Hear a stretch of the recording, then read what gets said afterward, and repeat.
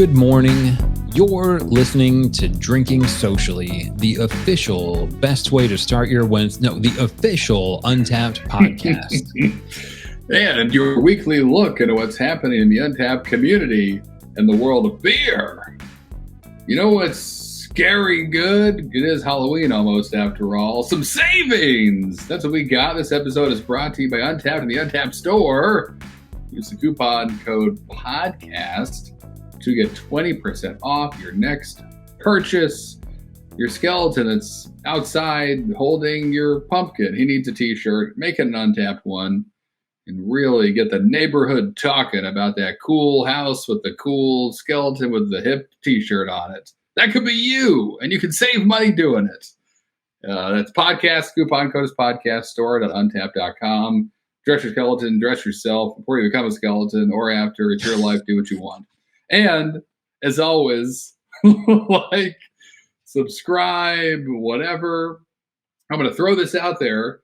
We're at about, if we get 5,000 subscribers on YouTube before 2022 starts, I'll let John throw a cake of the 5,000 subscribers choosing in my face. Just don't choose carrot cake. Not because I hate it, I love it. I'll probably eat the whole thing off my face where someone can pull it off, and then it'll be bad. I'll be stealing John's insulin, and I'll be dead.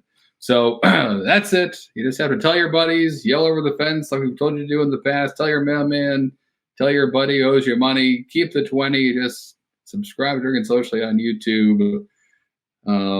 That's it. And then cake in my face, and everyone's happy. Anyway, enough about cakes and faces. We have way better things to talk about tonight, John. The best of things. What's happening? The best beer in the world, I believe. We have it. It's here.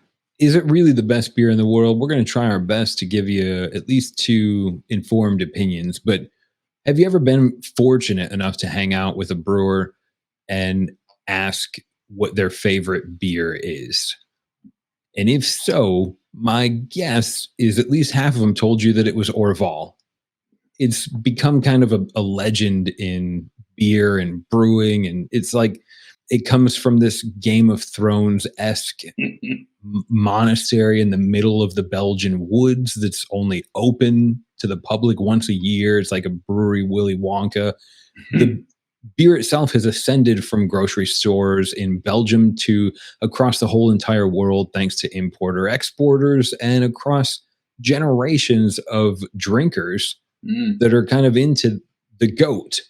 Not the animal that you invite to yoga and eats your shoelaces, but like the greatest of all time, one of the best and most well-respected beers of all time. We're bringing on the equivalent of a Pliny the Elder mixed with a Bourbon County and a little hair of the dog Dave, if you're really into chasing whales. We're going to shed some light on one of the most distinguished beers of all the Trappist brews, and it's really not that hard to find either. This is a beer you can age for a while, you can share, you can muse over, you can pair it with cheese and laugh like a Frenchman, you can share it with some home brewers at your local meetup and decode it all. But we've only got about 35 minutes to cover this legend. And here's some of my favorite facts about Orval before we get started. The brewery, we covered Trappist breweries recently on the pumpkin beer episode. This brewery was created in 1931 to help finance the expansion of the monastery. So they created the brewery. We know the profits have to go towards the monastery or social and civil charities. So that falls in line. The income royalties generated from this brand go to social welfare and maintenance of the buildings on the ground. So all of that's in line, but I still think that's really cool about a Trappist brewery. There's a yearly event, Orval Day. Generally, it happens later in March. I think a couple of years ago, it happened in October. But all the proceeds that the importer makes on Orval sales that day, a percentage of them go to a charity as well.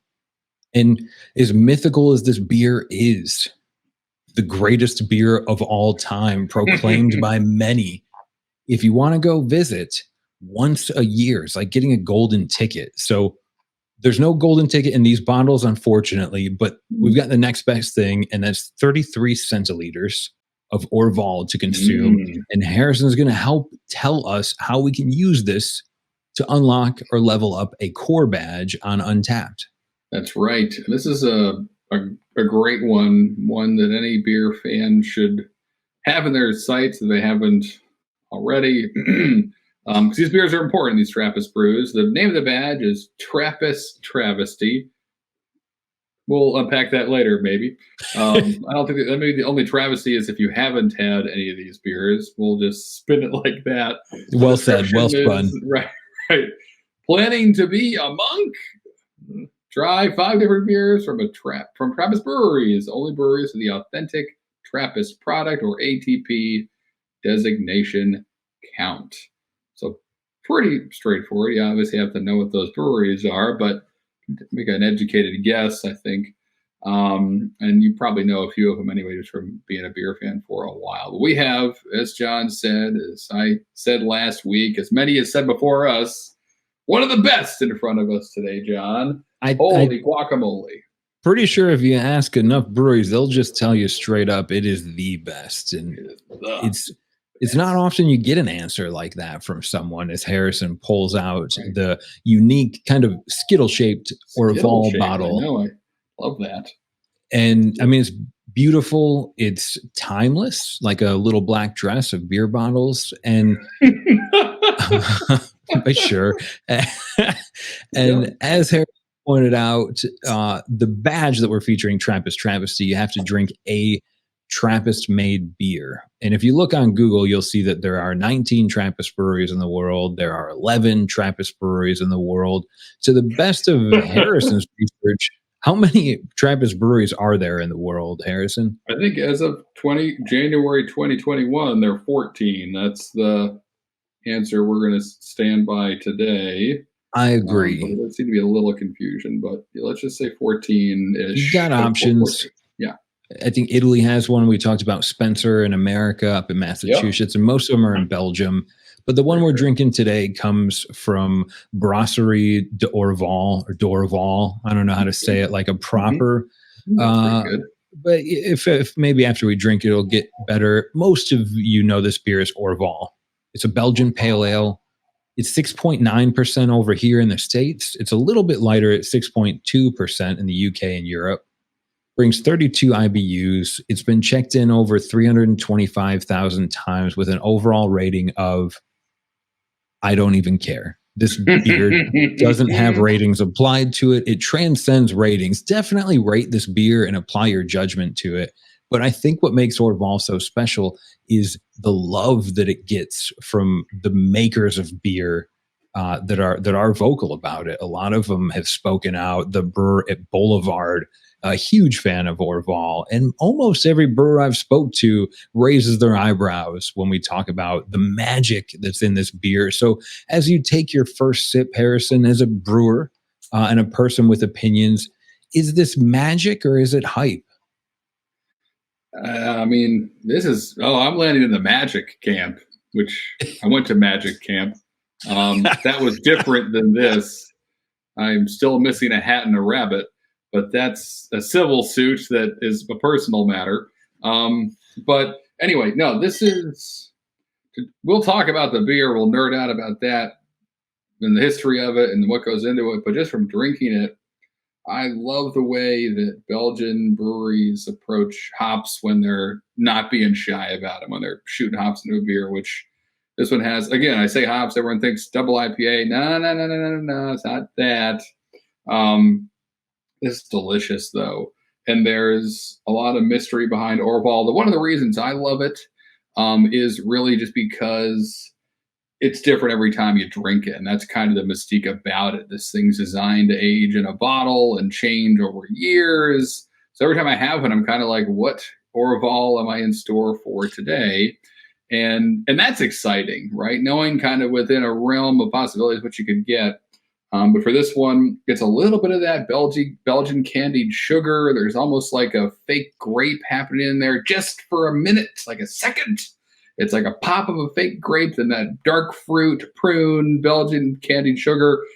But there's this nice like layer of hop materials, really like the earthy kind of Slovenian and German hops that are in here that is there too, which you don't get in big triples or in doubles or in a lot of other beers you maybe associate with Belgium. It's not unique to Orval, but it is one of the aspects of Orval that I really like. It's the hops aren't hidden away and buried under a bunch of cloves and esters. They're in there.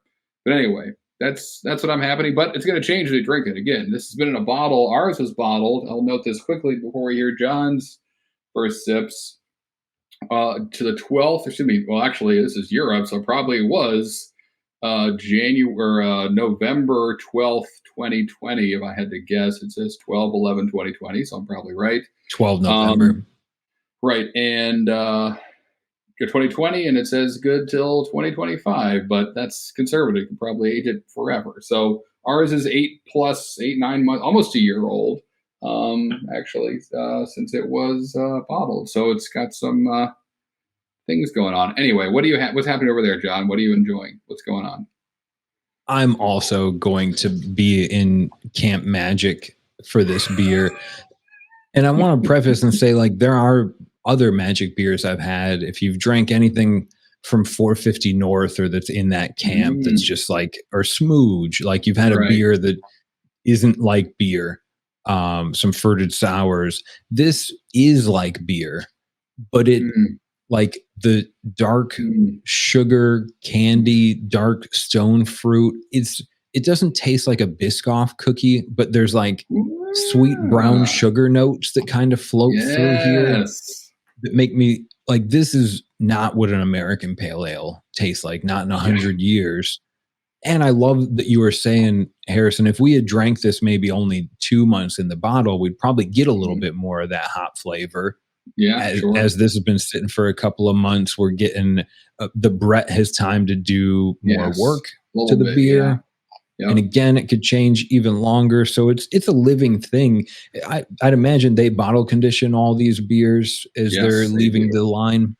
Oh, yeah. Have to. Yeah. And that's, again, the big part of this. If you want to distill down what the Mystique of Orval into like a few things, it's the way they dry hop it. It's the fact that there's Brettanomyces in here, as well as, brewed and then fermented with traditional beer yeast, but then you have Brett, this wild yeast that can do funky things over time, and it is best left alone in the bottle to evolve over many months to years, always changing that beer, which is what I meant by it's kind of every time you drink it based on when it was bottled. So it's unique dry hopping. Brett is happening, bottle conditioned.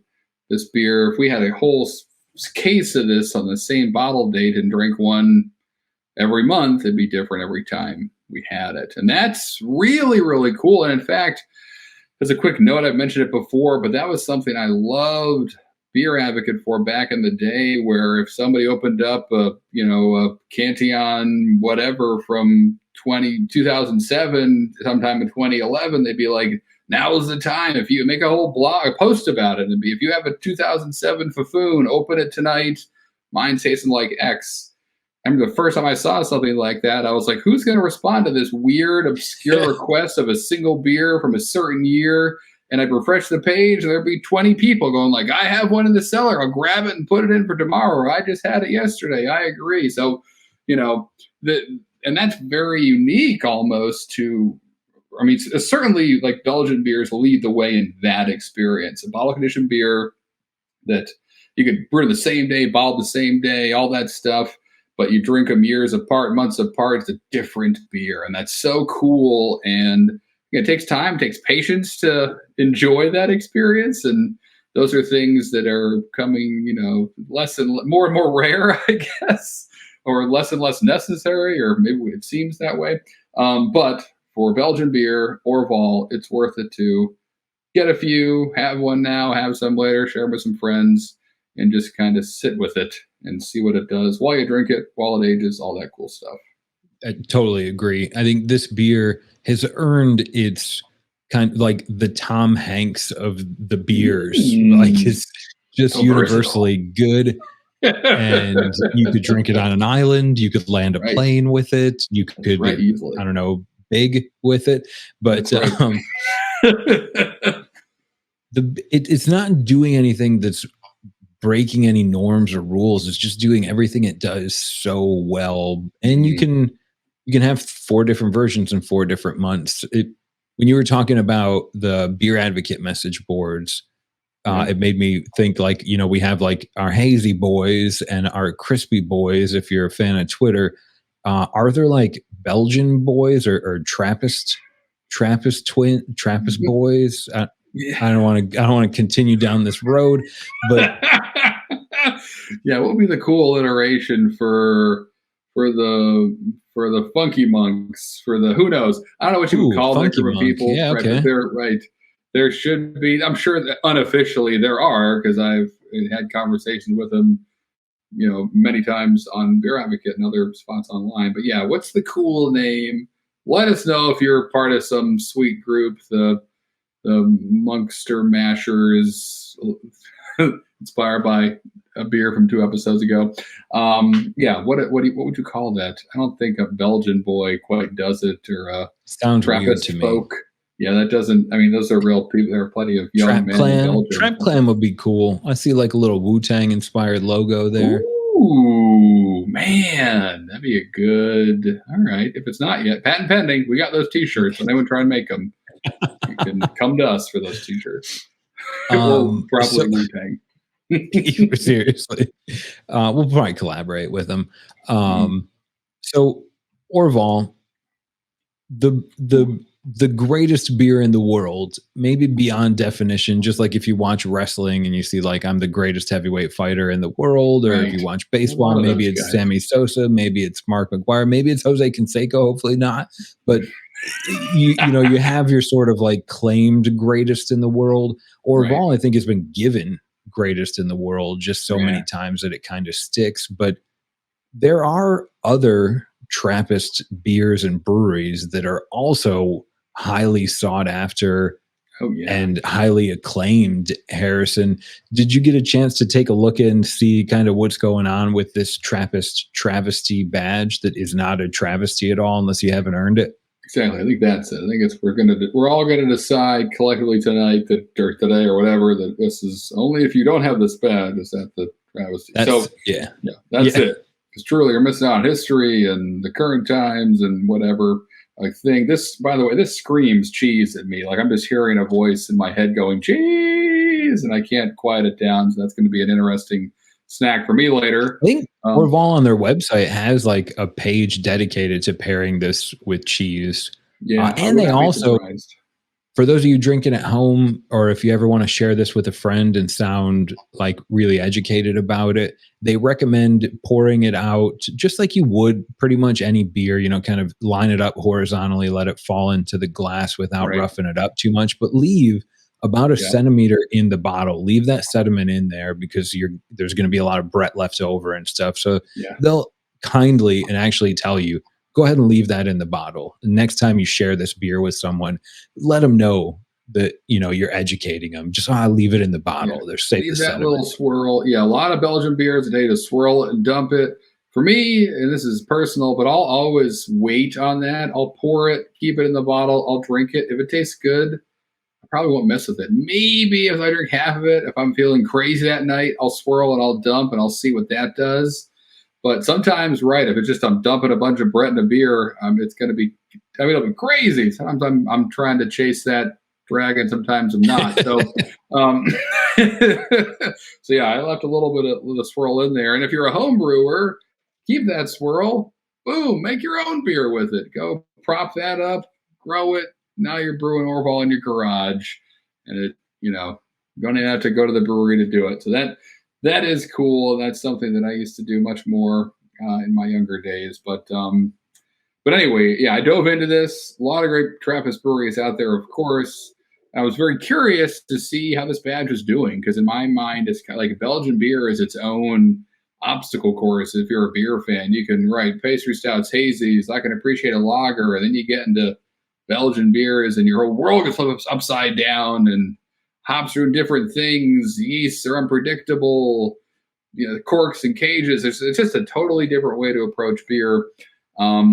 for many reasons. So really excited to kind of see what the story this badge told and what was sitting at the top. And a lot of names here that, if you've been around the beer world for a bit, are probably going to be pretty familiar. So first up, 279,000 unlocks. So pretty good. More than 250,000 untapped beers out there have said, yep, let's go down this amazingly interesting rabbit hole. That's five different Trappist beers to unlock this. Exactly, I don't know why I'm saying that. We already talked about it, but, no, but you're right. It's a good point.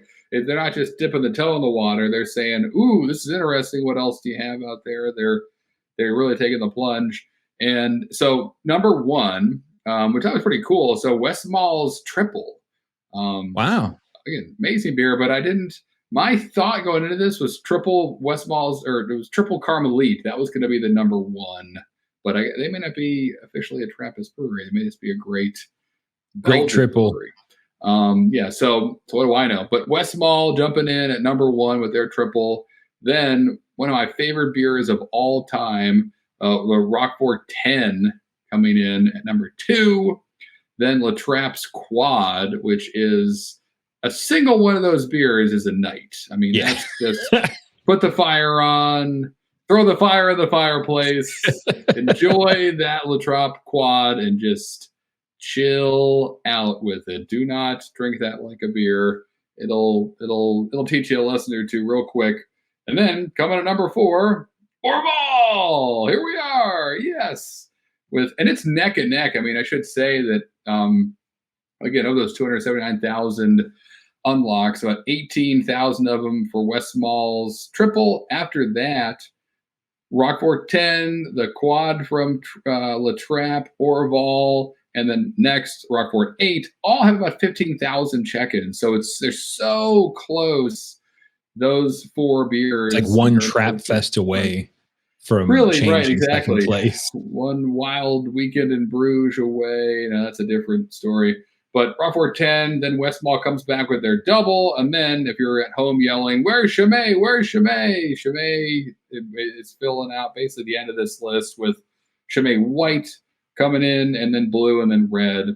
All those beers are awesome. All these are pretty well, readily available now, which is cool. But forever, it was like kind of Chimay was the one you could find the most. And that was a lot of people's introduction into these kinds of beers. So awesome to see them on this list and doing as well as they are. But yeah, I mean, again, kind of the who's who of Trappist breweries. You have some work to do to get Munster Mash up here. A lot of work. History's not on our side. That beer's only 2 or so years old, but we loved it.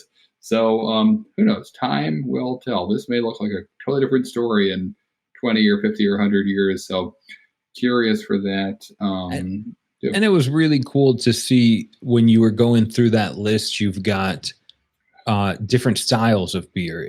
You have to be a Trappist brewery, but you've got Westmahl's Triple, Roquefort 10. That's a quad, I think, or a double. I think it's a Belgian quad technically. You've got Orval, which is a Belgian pale ale on Untapped. So different styles made by these Trappist breweries. It's not like they're all the same beer. Even with Chimay, red, white, and blue, different beers.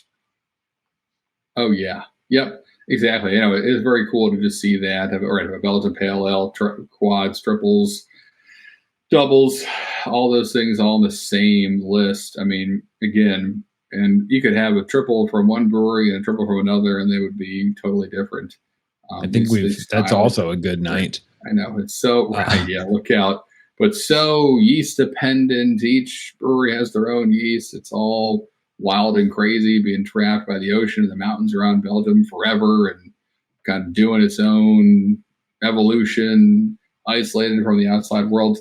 Again, I could talk about Belgium for probably a little bit. We don't need to do that, though. Instead, let's talk about how we are doing with this badge, and if we're in travesty land, or if we're working our way out, or what's happening, John. So I'm going to start with you. I'm going to skip. Let's skip John. I'm recovering from a flu episode. Got it. I haven't earned this badge yet. I'm part of the travesty. Mm-hmm. I've checked into Spencer was the first Trappist beer that I'd ever checked into on Untapped, and it was too expensive for me. And I Mhm. had no idea what the lore was behind this really Right. expensive 4 pack. And I talked to the guy who was stocking the shelves, and he told me a little bit about it. And I dove in, Mhm. and it was good, but I didn't continue to chase that journey. I went with Victory's Dirt Wolf and got Mm. derailed in America for a while. But after drinking this Orval, maybe once the year of the lager is over, I'm going to be really Mm. excited to go on my own little trap quest. Still working on that. What about you, Harrison? You I'll strike take me as that a guy who's journey. at least experienced, maybe not quite Argyle sweater full Travis style beers, but how have you been doing? That's right. Well, you're looking at my step out of travesty and into normalcy or something. I don't know. We'll work on that later or not. But I am 4 of 5 beers away from level one. One more beer to go, which is this beer. So I think it's just the Rockforts and one other Trappist beer that I've had, but all the Rockforts I dove on those because they're amazing. So Orval will be number 5. You get me to level 1.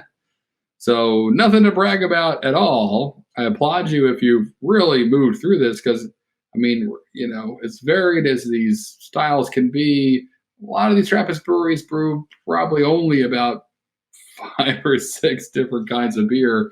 So you could say it's a challenging badge to get max out. I mean, maybe just by the numbers. I don't even know there are enough beers to do that. Yeah, In fact, this I'm is going to guess there levelable probably aren't, right? to 100.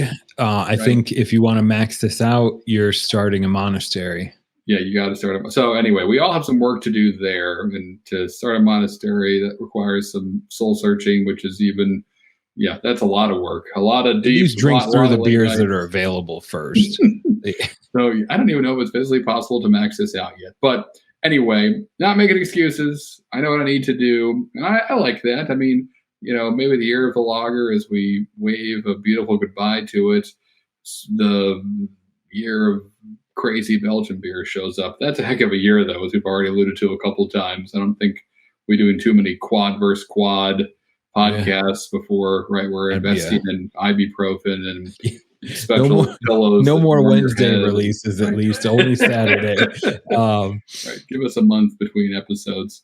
what about if you wanted to do the world a kindness, Harrison, and Mm, apply some of your knowledge of brewing and seek some enlightenment and start a yes. monastery and maybe Yes. just brew your own beer within the confines so that you could earn the seal of a Trappist brewer. Would that be which path would you rather go? Ah, here's a would you rather.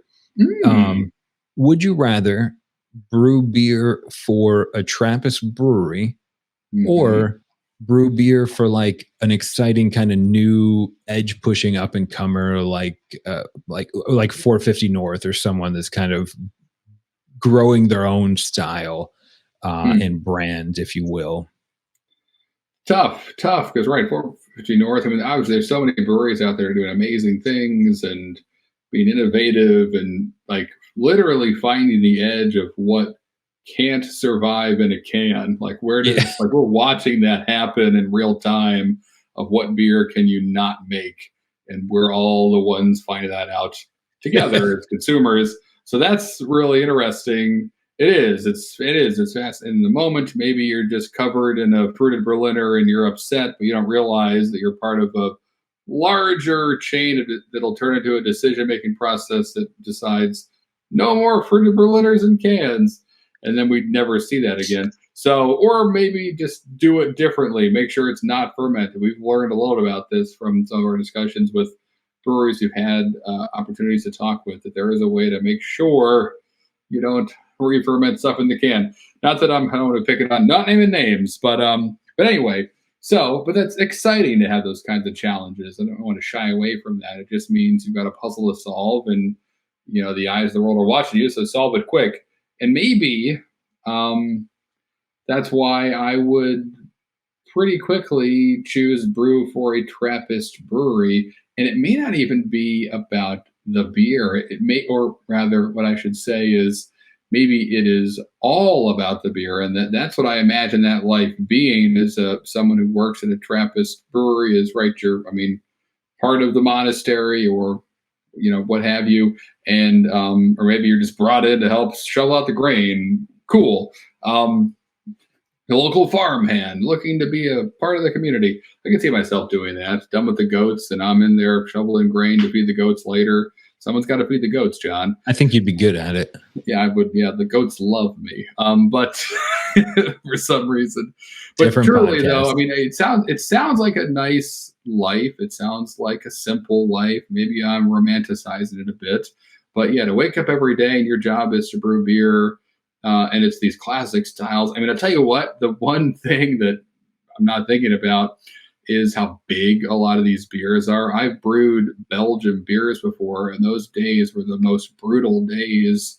A lot of the grain bill, they're huge. You're crushing up candied sugar. A lot of work goes into making these beers, like a lot, like more than a cream ale.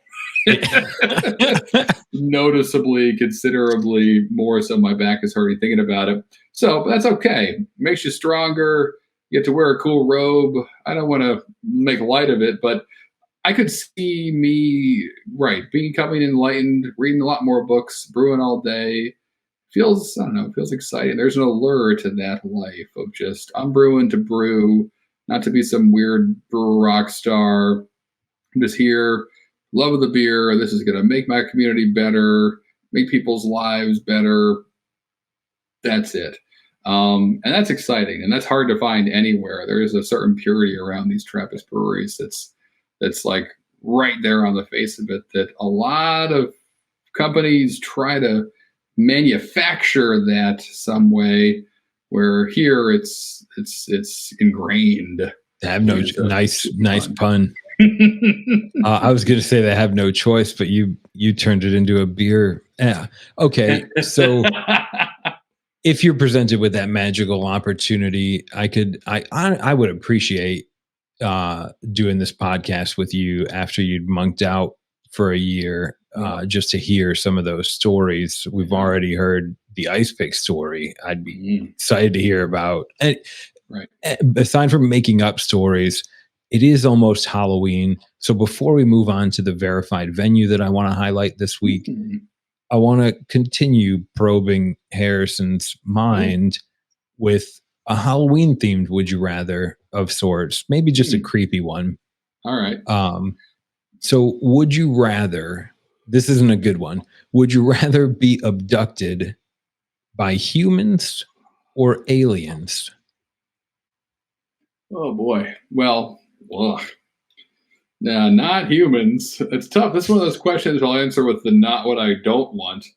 Humans, we're horrible. So I know where that's, I mean, I know that could go many, many bad ways. At least aliens, you get the roll of the dice. Maybe they just want to learn how to make donuts from you, or, what all the hype around the NFL is, or, what happened at the end of season 3 of the OC, or I don't know. Like something silly and frivolous to us that's like been just projected into space for decades, and they're just like, what's going on here? What happens in Lost? Right, exactly. What? Yeah, how does it? Why? What's the polar bear there in that dumb island? Well, we don't. I don't know. If you don't know what I don't know, it says something about Lost. Don't get me started. Again, there's a lot of talk about humans in the news, obviously, and aliens. Sure, I'll be that guy. I'll gamble a little bit and say I prefer to be taken by another, race of beings. And heck, maybe we can brew beer together in space. That's wishful thinking, but cool. I mean, maybe that'll be if they come for me with the weird looking silver thing that's spinning towards my brain, I can say, wait, have you ever made space beer? And maybe that gets me out of a tricky situation where humans abducted, again, that's just, they're probably not asking you to make we all beer. hear the banjos. Let's not listen to the banjos. Let's you got a pretty IPA. No. Right. Yeah, that's a different, I don't think I could talk my way out of it, but who knows? Like aliens doing it because they're curious, humans doing it because they're jerks, and that's really all you no human abducts you unless it's for like a cool bachelor party and they're your friends for a good reason. Aliens, they just don't know any better. Maybe that's how they say hello, is they just grab people out of their beds in the night, and that's the normal way to interact with your friends if you're an alien teenager on rum springa throughout the universe, just doing donuts in cornfields in Pennsylvania. We do have some podcast listeners that don't, like, we have them all over the world, but there's a couple that don't have, like, maybe their locations hidden or something. Maybe they're listening, Harrison. If you guys are, I think not tonight. You just got the green light. Yeah, let's just send me a direct message, and then we can meet in a park. You don't need to grab me out of my bed for the 2 hours a night I get to sleep. Let's not ruin that, because you may be afraid of me at that point. You wake a sleeping person with young kids. That's the aliens may never come back. Humans, not for us. Oh, we thought it all. One crazy hairy one came at us in a bathrobe, yelling about how you ain't seen nothing yet, and it doesn't matter. Anyway, we'll see. Hopefully not. Hopefully I get visited by nobody and I get to sit here and drink Orval with you and the world, and just imagine about being in a robe all day in a monastery and not on a spaceship. If you're listening to this podcast, we hope that you're never abducted. You as well, Harrison. But if you are, hopefully it's by humans or aliens, whatever you choose. Yeah. There's a thing you'll never hear on any other podcast. Also, the verified venue highlight of the week. Terrible transition, but we definitely wanted to show off this week a location called the Beer Sauce Shop.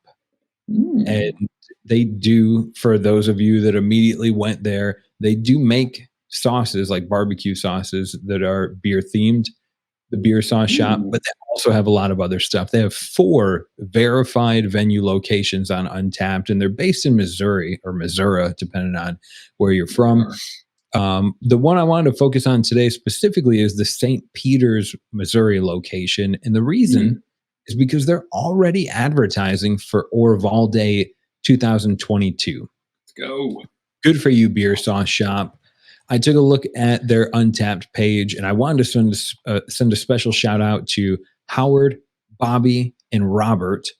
All 3 of those Untapped users have over 400 check-ins at the Beer Shop in St. Peter's, Missouri. So either they work there or they live next door, but good job to you 3 guys for the check-ins and for making me sound like I'm on the King of the Hill with Howard, Bobby, and Robert. 16 different beers on draft, all their Untapped menus plumb right into the company website, so you can see what's available at each different store. And they have some really good bottles and can selections as well. In the Facebook group, I saw a picture of the Great Hambino from Main and Mill. Really big Sandlot energy coming from this beer. They use a local artist for the can art.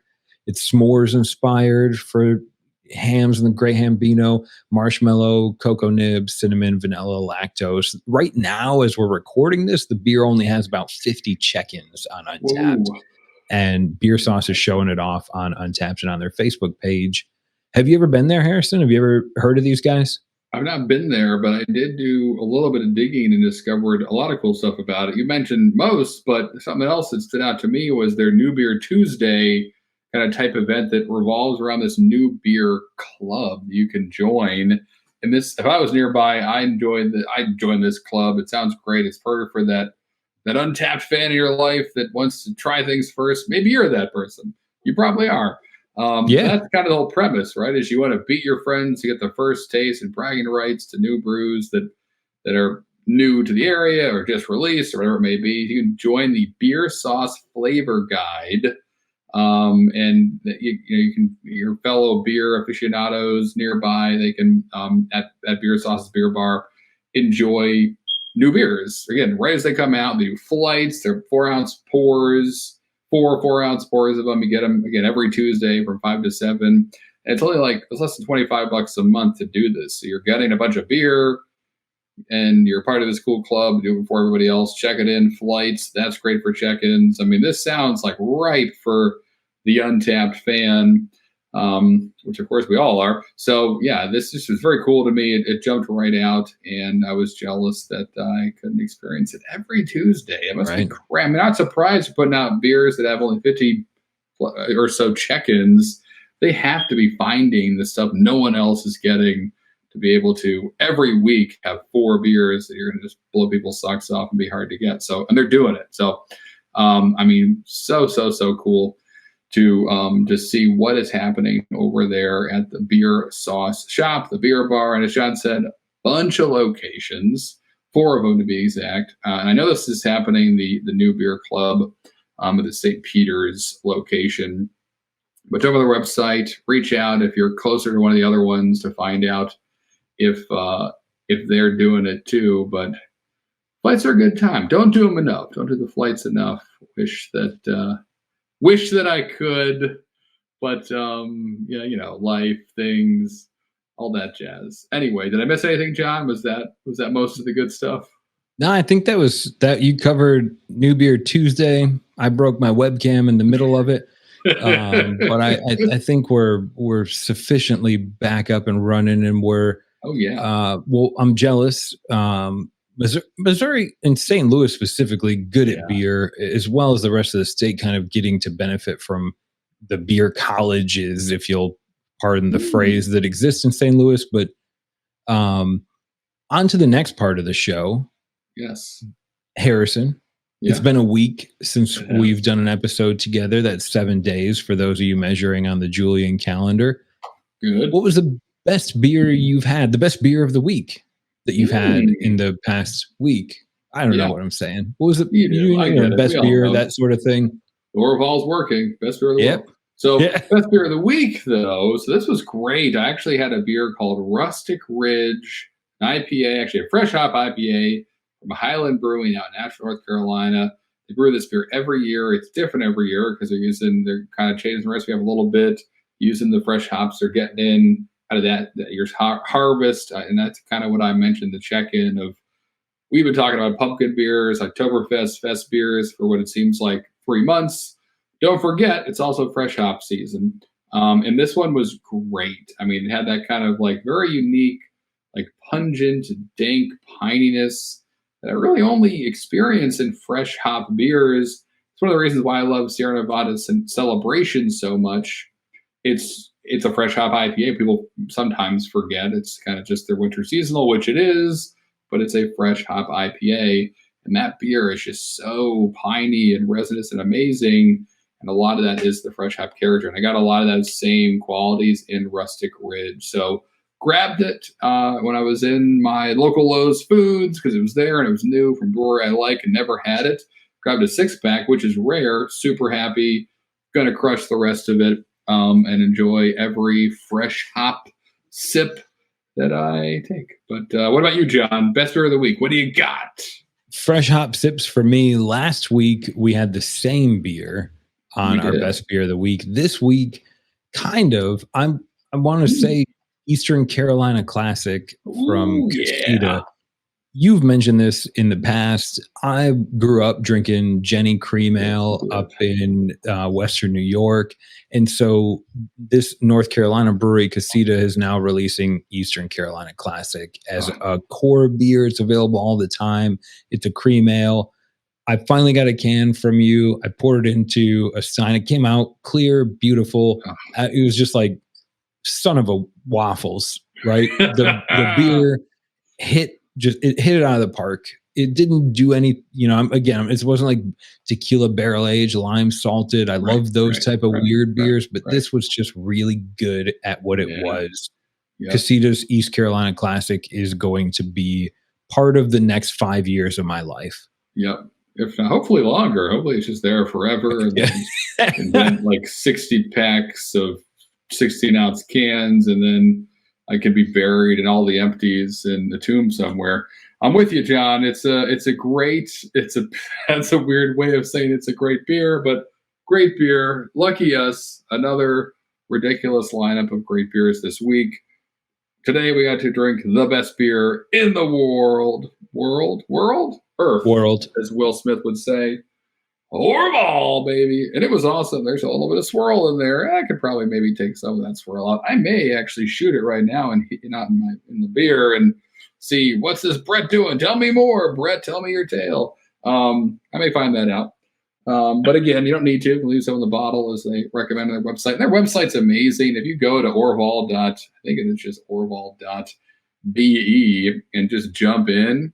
Yep. It's not a little bit of info. You could spend a whole afternoon reading about the history, how it's made, the ambassadors of Orval, how to serve it. Like, there's so much cool information in here. You could be a wizard in an hour and a half just learning what they have right there on their website, which I love as a nerd. Can't get enough, and Orval has more than enough. So that's really cool. Jump in there if you haven't, let Orval.be. And make sure you follow us on Twitter, Instagram, podcast, ontap.com, ontap.simplepodcast.com, YouTube. We're there. You can see our faces, and for whatever that's worth, watch John's camera die live. What's happening next week, though, John? We just did the best beer of the world. What can we possibly do next? I have no powers to predict next week. I mean, but no, really, I don't know yet where we're going next week, and I'll ask if you're up to it. Leave us a review of the podcast if you want to help the podcast out. Go to iTunes or Spotify, Podchaser, wherever you listen to your shows. Leave a review and tell us no if we're doing good. Let us know that the Orval is working. And on YouTube or in the Facebook group, or even when you see the Untap make a post about this episode on social, go in there and tell us, what are you dying for us to cover? The last request we got was for Risk Taker, and we're waiting for that badge to kind of get worked out with a new Untapped update before we feature it on an episode. Yep. Don't worry about All American. It's coming. We know that badge exists. I'm afraid of it. Harrison's both pumped and afraid for it. All Americans in the books. But is there anything you want us to cover maybe early November leading into Thanksgiving? Let us know, and we'll see you in 7 days, I guess. Right, Harrison? That's right. I wish there was a turkey sandwich badge, but there's not yet. So until then, cheers! Cheers! Orval!